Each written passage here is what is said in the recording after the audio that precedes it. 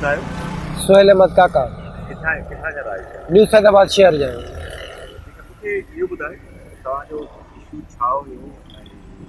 जी पहिरियों इहो ॿुधायो तव्हांजी वाइफ जो पहिरियों ट्रीटमेंट किथे हलंदो बाद में किथे हलंदो? जी सर पहिरियों ट्रीटमेंट जेको आहे असांजो हुते पंज मुरो पंहिंजे ॻोठ में अस्पताल आहे हुते हलियो बि त पोइ हुननि असांखे चयो त ऑपरेशन थींदो असां सहूलियत मौजूदु कान्हे तव्हां बिटशा वञो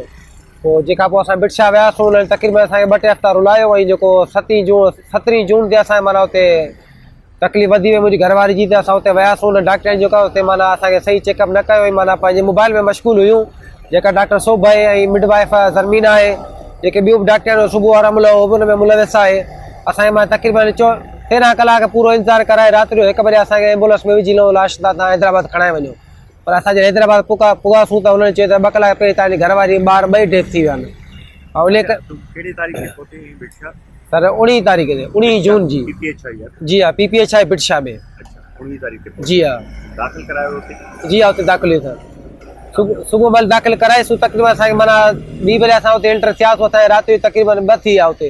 असांखे माना सही इलाज न कयो डॉक्टर हाणे का डॉक्टर माना पंहिंजी मस्ती मज़ाक में जेको हुते कयूं बि माना मोबाइल में हुयूं जी असां सर बार जो लॻे चयो था असांजी घरवारी तबियत ख़राबु आहे महिरबानी करे तव्हां इलाज करियो पर असांजे माना कंहिं डॉक्टर जेको आहे न सो ध्यानु न ॾिनो जी राति जे टाइम ते डॉक्टर सोभ शेख हुई हुन सां गॾु मिड वाइफ ज़रमीना हुई जी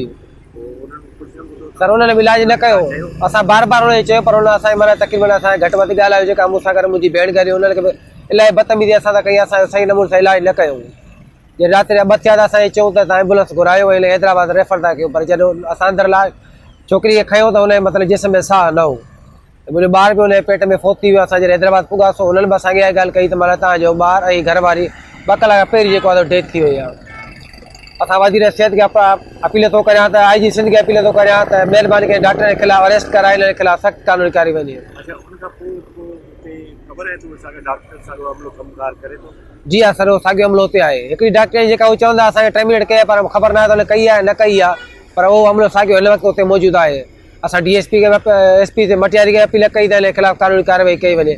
सो DSP हालांकि हुन इंक्वायरी ॾिनी पर DSP हालात जेको आहे सो अञा ताईं 2 महीना थिया इंक्वायरी मुकमिल न करे सघियो आहे असां DC मटियारी खे बि अपील कई हुननि बि एप्लीकेशन में हुते असांखे माना को बि रिस्पॉन्स न मिलियो आहे ऐं काफ़ी चकर SP साहिब बि ऑफिस जा कटे चुको आहियां DC ऑफिस जा बि कटे चुको आहियां सर मुंहिंजो इहो ई जेके वज़ीर सिहत जो ऐं IG सिंध वारनि खे अपील थो करियां SP मटियार साहिब खे DC मटियार साहिब खे त हिन डॉक्टर जे ख़िलाफ़ु अरेस्ट करे हिन जे ख़िलाफ़ु सख़्तु कानूनी कार्रवाई करे मूंखे इंसाफ़ ॾियारियो वञे। जी हाँ मुंहिंजो केस दाख़िल कयो डॉक्टर ख़िलाफ़ु जेके आहिनि हिन में मुलविस आहिनि उन सभिनी जे ख़िलाफ़ु केस दाख़िल कराइण थो चाहियां अञा सर केस दाख़िल न थियो आहे